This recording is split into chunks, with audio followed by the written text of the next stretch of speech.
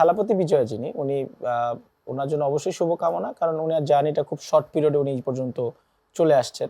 কিন্তু ওনার ব্যাকগ্রাউন্ডটা আমাদেরকে বুঝতে হবে, ওনার কিন্তু স্টারডম যেটাকে বলে, এবং কলকাতা বলছি আপনার তামিলনাড়ুতে ওনার মুভি রিলিজ পেলে ছুটি ঘোষণা না হলে অলমোস্ট হাফ ডে লিভ নিয়ে মানুষজন মুভি দেখতে যেত, এরকম একটা স্টারডম কিন্তু উনি বিলং করেন। এটা হচ্ছে একটা সবচেয়ে বড় বিষয়। এবং ওইখানকার রাজনীতির যে মেরুকরণ, ওইখানকার যে হিস্ট্রিটা দেখবেন, ওইখানে কিন্তু যারা মুভি স্টার, মেগা স্টার, তারা কি করছে, পলিটিকে একটা বড় ইনফ্লুয়েন্স ক্রিয়েট করছে। সো স্পেশালি আপনার ভারতে তামিলনাড়ু থেকে শুরু করে কেরালা, এইসব জায়গাগুলোতে মুভি স্টাররা রাজনীতি অনেক বেশি পপুলার, এবং তারা ওই স্টেটের একটা কন্ট্রোলও তাদের কাছে কি করছে, রাজনৈতিকভাবে তারা নিয়েছে। এই হিস্ট্রি কিন্তু আগেও আছে। সো ওনার বিষয়টাকে আমি এভাবে করে দেখি, উনি রাজনীতি আসছে, এটা ভালো দিক, এবং ওনার যে মুভি বা স্টোরি ওগুলো কিন্তু এরকমই ছিল, পলিটিক্যাল ড্রামা থেকে উনি একটা ক্রেজ তৈরি করেছে, একটা হোপ তৈরি করেছে, এবং সেখান থেকে ট্রানজিশন।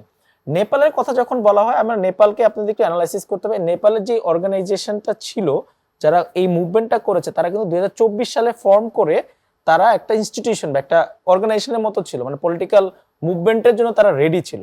এবং সেখান থেকে তারা কি করেছে, তারা ক্ষমতার জন্য prepare. So after the revolution তাদের যেই পরিবর্তন, তারা কি করছে, সংস্কারের সময়টা নিয়ে তারা রাজনীতির ওই যে তাদের যেই কাঠামোতে সেটা ঢুকতে পেরেছে।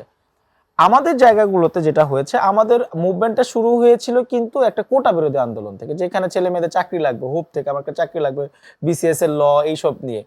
সেখান থেকে বৈষম্য বিরোধী প্ল্যাটফর্ম, যেখানে আপনার দেখবেন যে বিভিন্ন বাংলাদেশের যারা ওই সময় বৈষম্য বিরোধী কমিটি আছে, তারা কিন্তু অনেকে তো ঠিকমতো চেনেও না, হয়তো ঢাকার বাইরে আছে, এখানে আসে কেন্দ্রীয় কমিটিতে, যখন তারা মুভমেন্টে যেই আপনার সংগঠকরা ছিল, সেখান থেকে জাতীয় নাগরিক কমিটি, এনসিপি, বা আমরা নতুন দল যদি বলি, আমরা যখন ট্রানজিশন হয়, আমাদের জন্ম হয়েছে 1 বছর হয়েছে। সো এই যে কানেক্টিভিটি, পলিটিক্যাল যে ওরিয়েন্টেশনটা বা একটা ডিরেকশনে যে যাওয়ার যে গোলটা, এইটাতে আমরা অনেক জায়গায় কি করেছি, যে সংঘবদ্ধতা আমাদের সময়টা লেগেছে বা মুভমেন্টে, কিন্তু তারপরও আমরা একটা বড় জায়গায় যে যেতে পেরেছে ইলেকশনের মাধ্যমে। এবং বাংলাদেশের 24-এর মুভমেন্টে কিন্তু আপনি দেখবেন শুধুমাত্র এনসিপি দাঁড়ায়নি। আমি সত্যি কথা, এনসিপি একজন কেন্দ্রীয় নির্বাহী সদস্য হওয়ার পর আমি বলি, অনেক মানুষ অনেক জায়গায় কি করেছে, মুভমেন্টটাকে ওন করেছে, এবং হাদি ভাইয়ের মতো মানুষ এসেছে অনেক জায়গায়। অনেক ধরনের মানুষকে দেখবেন যারা কি আন্দোলনের কারণে পলিটিক্যালি অ্যাওয়ার্ড ছিল, পলিটিক্সে জয়েন করেছে বা আগ্রহ দেখিয়েছে। এইটা হচ্ছে এখনো আমাদের তাদেরকে কানেক্ট করার যে কানেক্টিং ডটটা এখনো হয়নি। এটা কোনো পলিটিক্যাল প্ল্যাটফর্মে আমরা সমানভাবে করতে পারিনি। কারণ আপনি যখন ইলেকশনের সময় দেখেছেন, কিছু ফেস বিএনপির দিকে গিয়েছে, কিছু ফেস হয়তো জামাতের সাথে অ্যাফিলিয়েট হয়েছে, কিছু ফেস বড় একটা অংশ কি আপনার এনসিপিতেও ছিল, এবং অনেক এনসিপি থেকে বের হয়ে গিয়েছে।